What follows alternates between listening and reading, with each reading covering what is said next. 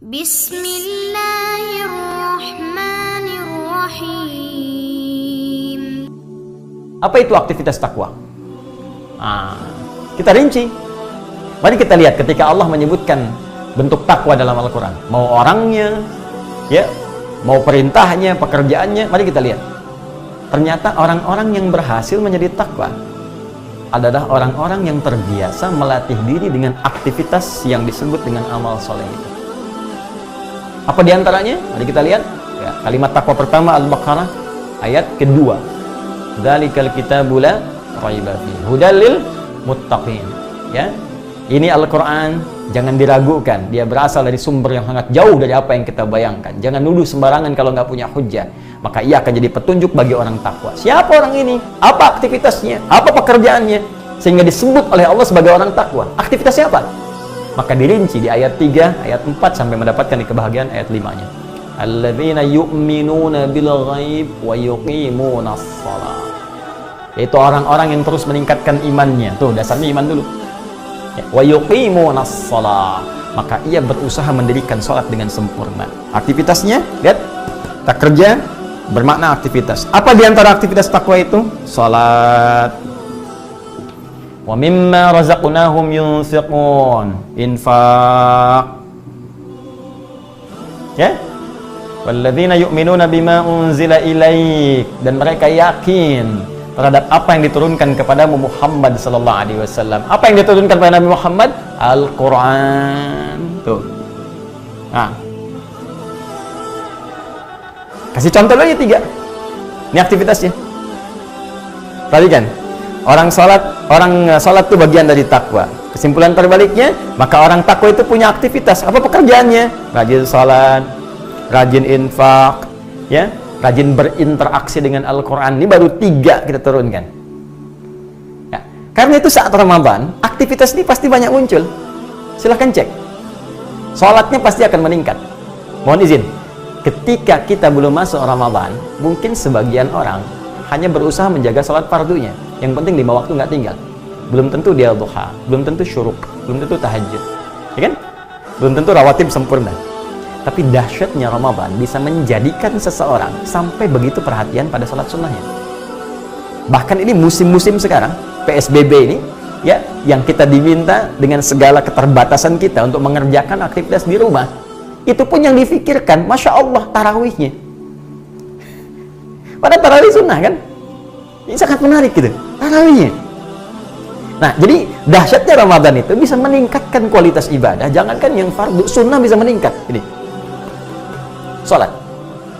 Jadi teman-teman sekalian, ketika kita masuk pada bulan Ramadan, kutiba alaikumusiyam, maka Allah akan melatih kita untuk meningkatkan kualitas dan kuantitas salat kita. Karena itu bentuknya menggunakan tatkun, salah satunya dengan menggunakan pemaknaan waktu sekarang. Sekarang di sini konteksnya masuk Ramadan. Orang takwa itu begitu masuk bulan Ramadannya, insya Allah bila tidak ada halangan kita mulai esok hari Jumat, ya begitu masuk sekarang, karena konteks ayat ini ayat tentang Ramadan, dimulai puasanya.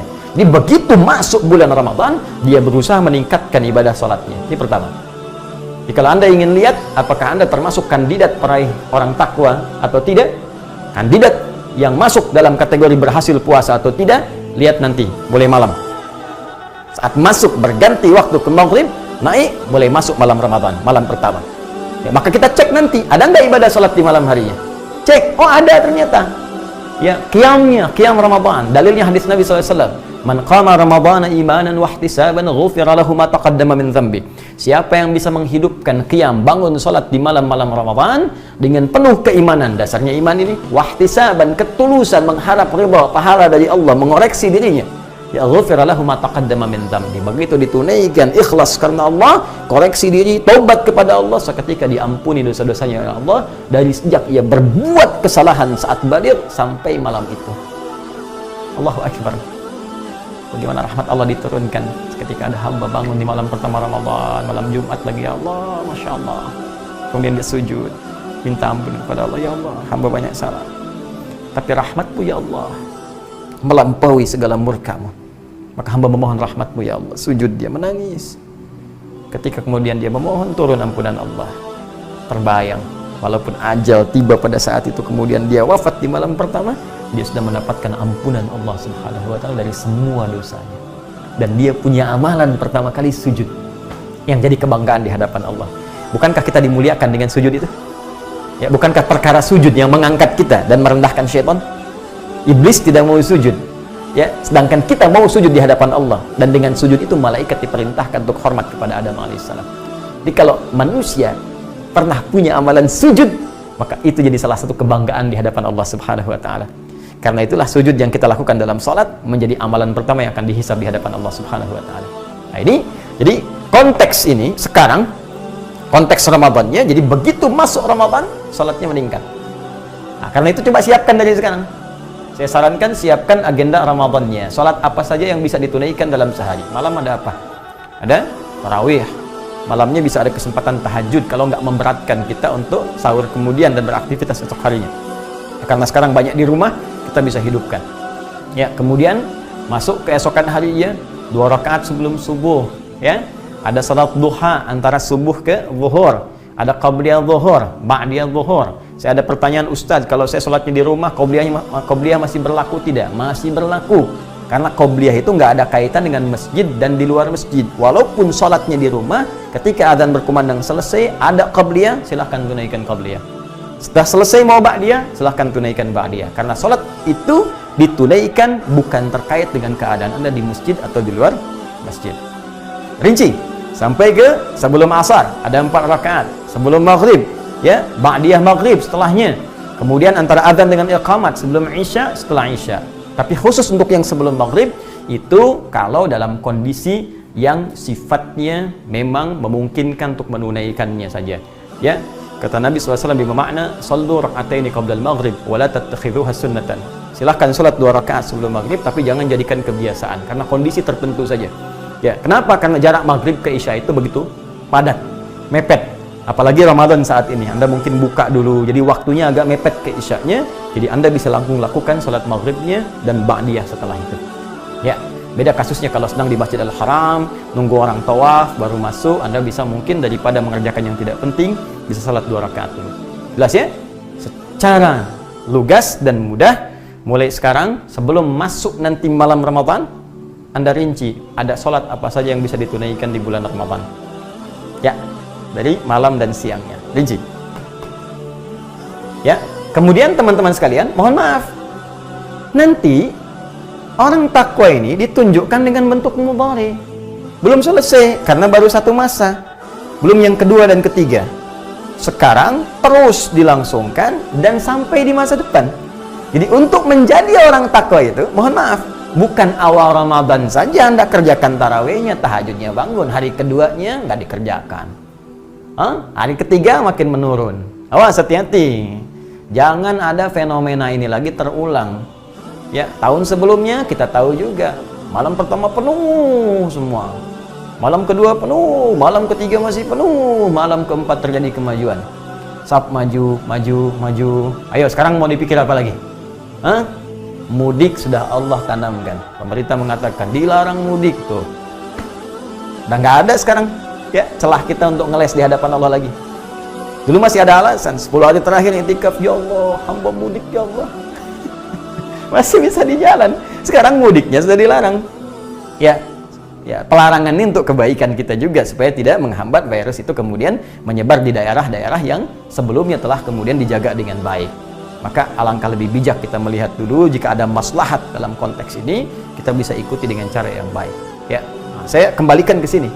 Sekarang full keadaan kita full untuk bisa ibadah.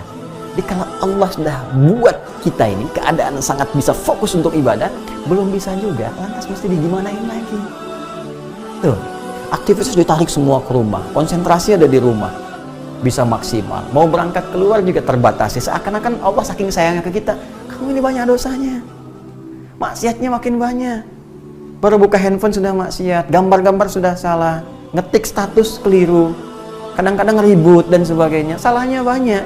Sekarang dikasih peluang oleh Allah untuk fokus merubah diri, belum mau fokus juga, itu bagaimana lagi? Baik, karena itu kita buktikan tahun ini mesti lulus, mumpung baru mulai. Kalau Allah kasih kesempatan hari kedua, tetap pertahankan, sholatnya maksimal. Hari ketiga tetap maksimal sampai terakhir Ramadan. Itu yang disebut continuous. Terus berlangsung sampai selesai. Dan yang paling dahsyat, takun tidak kenal waktu di masa depan, bahkan after Ramadan.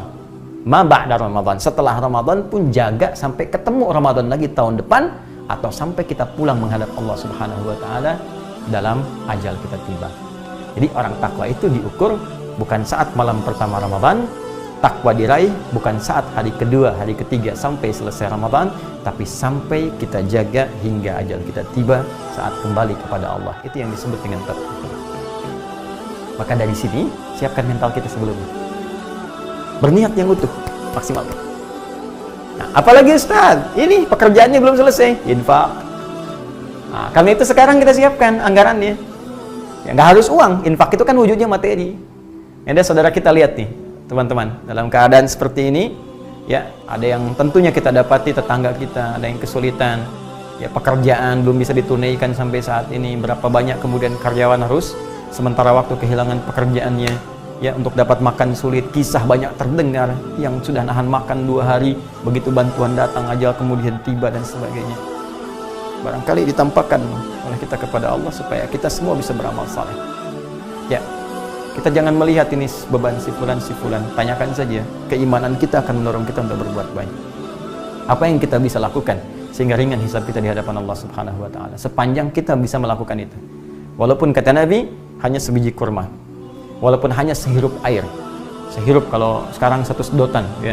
Tapi itu kalimat kiasan, ya. Ingat kalimat kiasan, jangan sampai Anda ke tetangga cuma 1 biji kurma, ya, 1 sedot, sudah itu ambil lagi katanya. Kok cuma 1 sedot? Hadis Nabi Pak, maaf, bukan. Ya, itu Anda yang belum paham. Jadi itu gambaran kata kiasan, saking pentingnya berbagi khususnya di bulan Ramadan untuk melatih kita. Dan pertahankan itu. Jadi kalau Anda lulus pada Ramadan, maka akan tumbuh sifat tawadhu, sifat dermawan, tidak rakus dengan dunia. Wah, kalau udah bisa ngalahin dunia enak deh pokoknya. Nggak ada beban. Ya, nggak tekanannya nggak tinggi. Jadi banyak orang tertekan itu karena kalah oleh dunia. Jadi ingin mendapatkan sesuatu, kadang-kadang yang belum dibutuhkan. Banyak yang aneh manusia itu. Ya, Anda itu, saya, kita tidak dihisab untuk yang besok, dihisab tuh yang sekarang. Ngapain Anda banyak mengerjakan untuk yang besok? Merencanakan tuh harus, tapi memberikan beban untuk sesuatu yang belum tentu Anda dapatkan dan Anda kerjakan untuk apa? Maka nikmati kehidupan.